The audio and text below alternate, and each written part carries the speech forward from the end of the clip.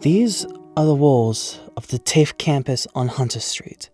They contain a wealth of information and knowledge, a community of interesting students and teachers, and a mass of art and film enthusiasts.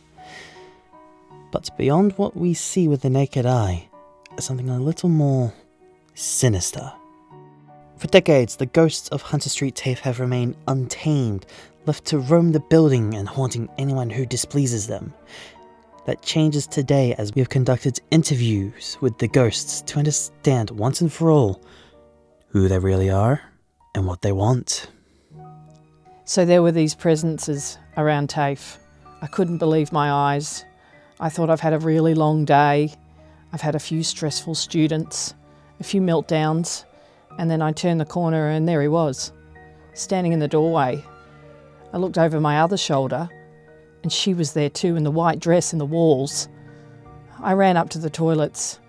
Well, the staff toilets, it's very unnerving in those toilets, especially when there's other people in cubicles. It's got a real feeling about it, that staff toilet. So I don't even use that anymore. As I said, I try to avoid those bathrooms at the end of the semester when the energy's bad. Downstairs, the guard, as people call him, and is more like this isn't your space right now. This is no-go zone, don't come in. I don't think I'm really a scary guy.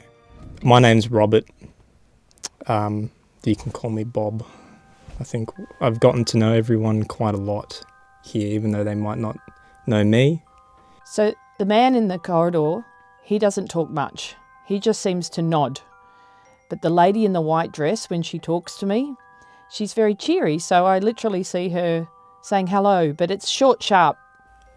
My life was great. I had a man I planned to marry. I lived in a beautiful apartment on the coast of Newcastle. I had just scored a great new teaching job at this art school. Everything was, coming up Ethel.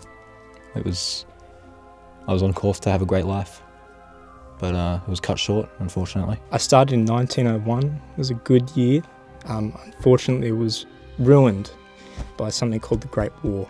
And while I was, in that time, since apparently they did a sequel to the Great War, there was a second one. I wasn't aware of that. I'm not sure if it was any better.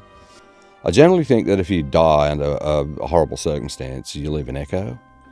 I tend to think as well that if a person is malicious or they're evil, generally they will leave a presence. I do have some family. Some are still alive to this day. My grandson, I've seen him around. He actually goes to the TAFE. His name's Jesse. Jesse, this is your great-grandfather. You have disappointed me. I had my water bottle, right? And as I was about to use my water bottle, boy, it was knocked out of my hands across the room and hit the wall and shattered. I couldn't believe it. That thing was $60. Anyway, we won't talk about him. My favourite ghost is the lady in the white dress. And now that I've been told that she was a teacher here, that makes sense. So I feel protected and watched over by her. I taught here for about 5 years until one day I was off to my lunch break and I fell down the stairs and broke my neck and died. So I'm more or less just kind of, like I said, a ghoul. I feel like he's just stuck in time in his job. I feel like he's not necessarily a nasty spirit. He's just keeping an eye on everyone, mostly making sure they return their gear to the camera room. Look, I'm not a malicious ghoul. I'm just here to watch. I'm not an arsehole. I'm here to watch arseholes. Well, Bobby and I, we've spoken a little bit, just general, stop in the hallway, catch up on each other's weekends, stuff like that. She calls me Bobby, but I call her my little hag. Yeah, just a little bit of fun between us, I think. I do like the guy. He's nice to have around. And I've seen this lady in a white dress run past.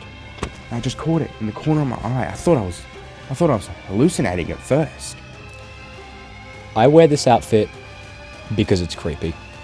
I'm a ghost and I want to do my job right. I'm a big believer in, putting your boots on the ground and just getting out there doing work and getting it done correctly. So I feel as though I have to fit the part. I try to, keep people organised and, tell them, hey, you can't be in here, this is the ladies' bathroom, this is the staff bathroom. Definitely don't go in there. And it's like a warning. I get kind of a really vibey, weird warning feeling. And so I just know not to go in there because you may see something that you don't want to see. So I've always kind of heeded that warning and backed out. I think that kind of just lends to the creepiness. Like, they're not like, ah. Look, I have no issue with ghosts. I wish they'd just move on, but sometimes they're stuck.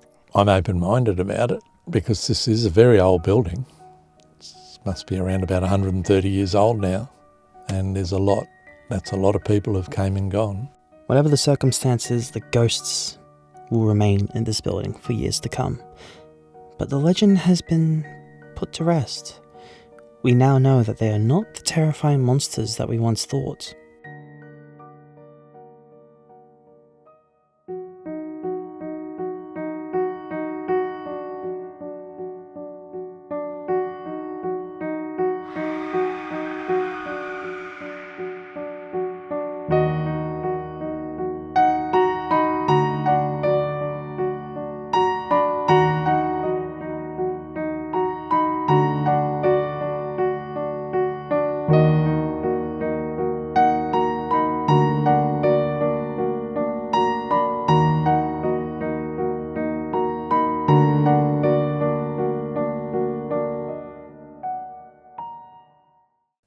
She calls me Bobby.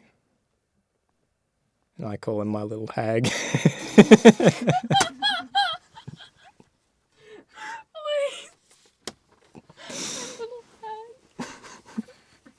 Okay, I think she calls me Bobby. I call her my little hag. That's